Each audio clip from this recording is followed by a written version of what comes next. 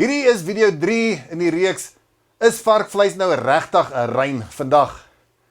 Slag en eet, Petrus, Handelinge 10.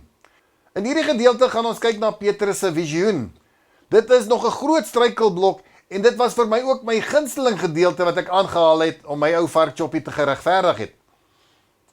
Hou asseblief in gedagte, Vader spreek altyd deur beeldspraak en gelykenisse. So kom ons kyk na Handelinge 10 vers 10. En Petrus het baie honger geword en hy wou eet. En terwyl hulle besig was om klaar te maak, het daar 'n verrukking van sinne oor hom gekom. So kyk mooi, Petrus was honger en toe kom daar 'n verrukking van sinne oor hom, of met ander woorde, hy het in 'n trance gegaan.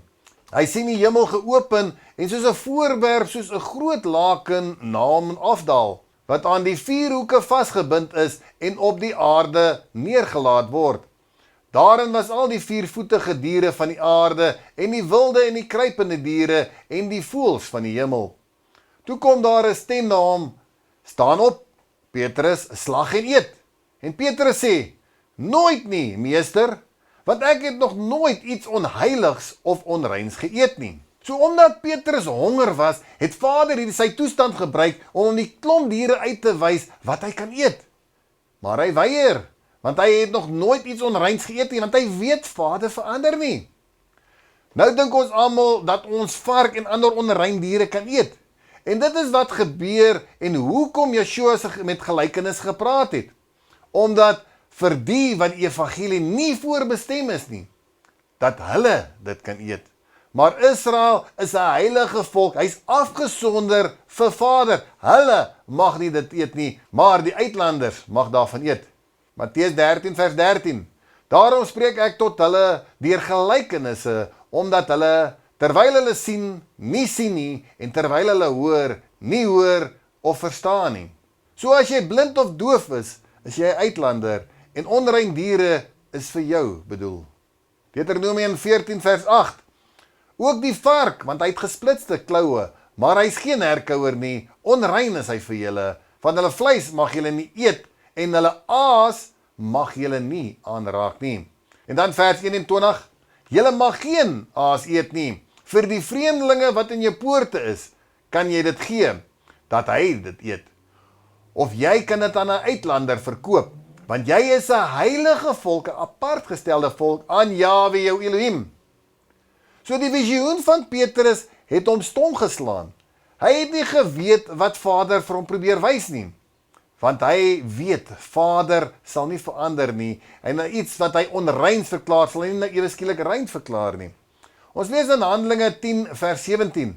En terwyl Petrus by homself daaroor verleef was, wat die gesig tog kon beteken wat hy gesien het, staan die manne wat deur Kornelius gestuur was, daar by die poort en verneem na die huis van Simon.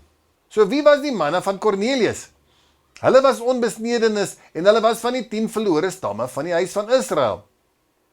Dis die stamme wat Vader geskei het weens hulle wetteloosheid en hulle was verstrooi gewees onder die nasies en hulle was beskou gewees as onrein diere. Hulle was heeltemal afgesny van die volk en hulle het hulle besittings en hulle erfdeel met die bandvloek het hulle dit verloor.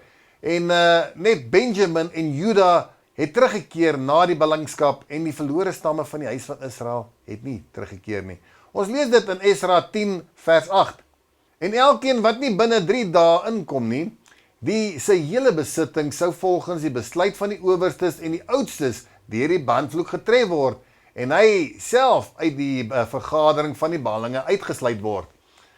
Daarop het al die manne van Juda en Benjamin binne 3 dae in Jerusalem saamgekom. Dit wil sê die 2 stamme ryk Juda en Benjamin het teruggekeer. Die 10 stamme was afgesny. Dit is hoekom dat hulle bekend staan as die 10 verlore stamme van die huis van Israel. Omdat hulle onder die ander nasies was hulle beskou gewees as diere. En dit is hoekom dat Petrus na Kornelius se huis kon gaan, want dit is wat Vader hom uitgewys het in sy visioen, dat hy na die verlore stamme van die huis van Israel kon gegaan het, want hulle het hulle as onrein beskou, hulle het hulle as diere beskou.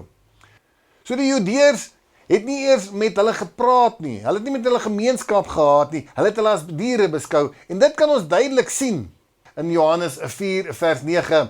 En die Samaritaanse vrou sê vir hom, hoe is dit dat u wat 'n Judeër is, van my vra om te drink, terwyl ek 'n Samaritaanse vrou is?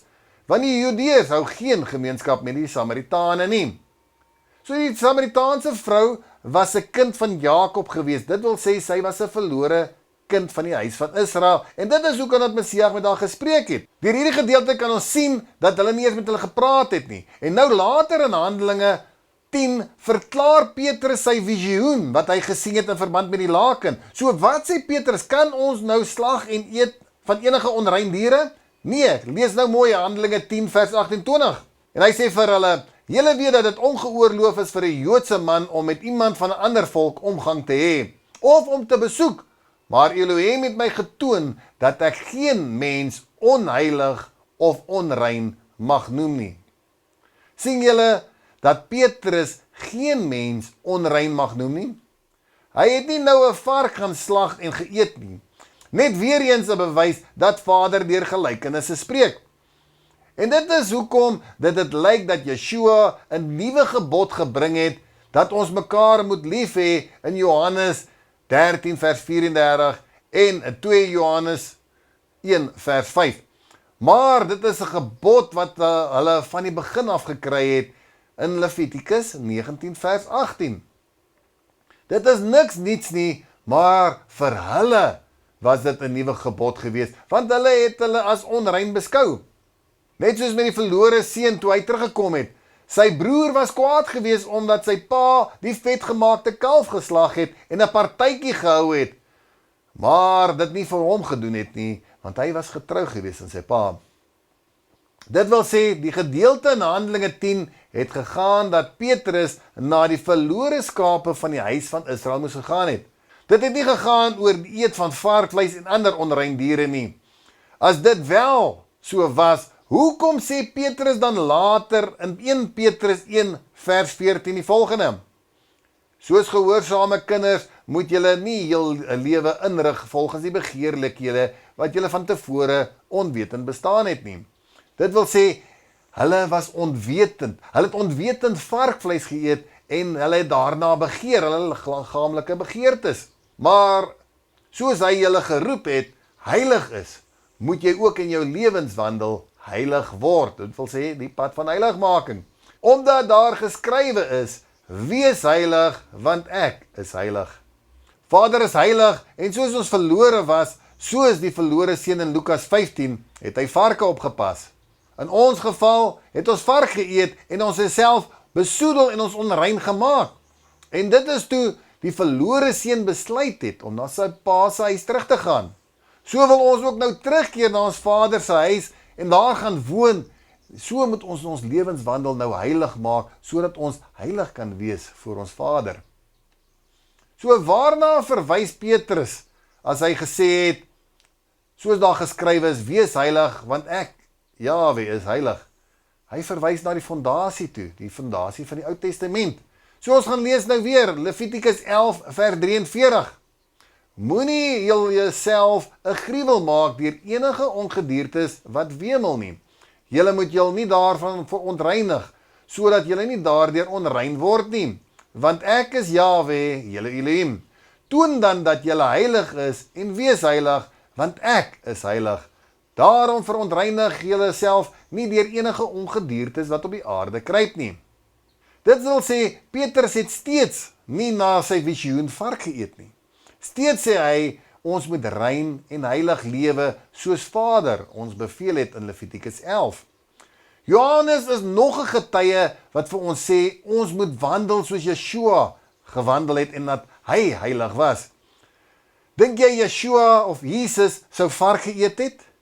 Indien wel, dan was hy nie die volmaakte offer gewees nie, want dan het hy sonde gehad.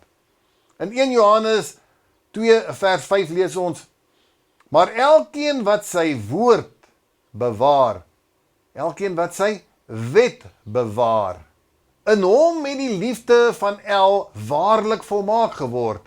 Dit wil sê, jy het Vader lief met jou hele hart en jou hele siel en jy luister na sy woorde wat hy gespreek het. Hieraan weet ons dat ons in hom is. Hy wat sê dat hy in hom bly, behoort selfs ook so te wandel soos hy gewandel het. So my liewe mens, wandel jy regtig soos Yeshua gewandel het? Yeshua het nie vark geëet nie. Hoekom wil ons vark eet? As Petrus nooit enigiets onreins of onheiligs geëet het nie, sou Yeshua ook nooit iets onreins of onheiligs geëet het nie.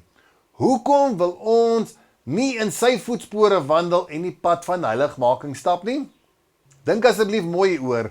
Die Nuwe Testament sê, wees heilig soos hy heilig is. Dit wil sê, moet jou asseblief nie verontreinig deur enige gruwels nie, want jy is 'n heilige, dit wil sê 'n apart gestelde volk aan Vader Jah. Die volgende video gaan ons kyk na Paulus en of hy teenstrydig is met die skrif en of hy nou sê, ons kan vark eet. Indien jy enige van hierdie video's gemis het, van hierdie reeks, gaan gerus na Postbox Ministries toe op Facebook, of gaan kyk onder YouTube vir die volledige video. Geseënde dag.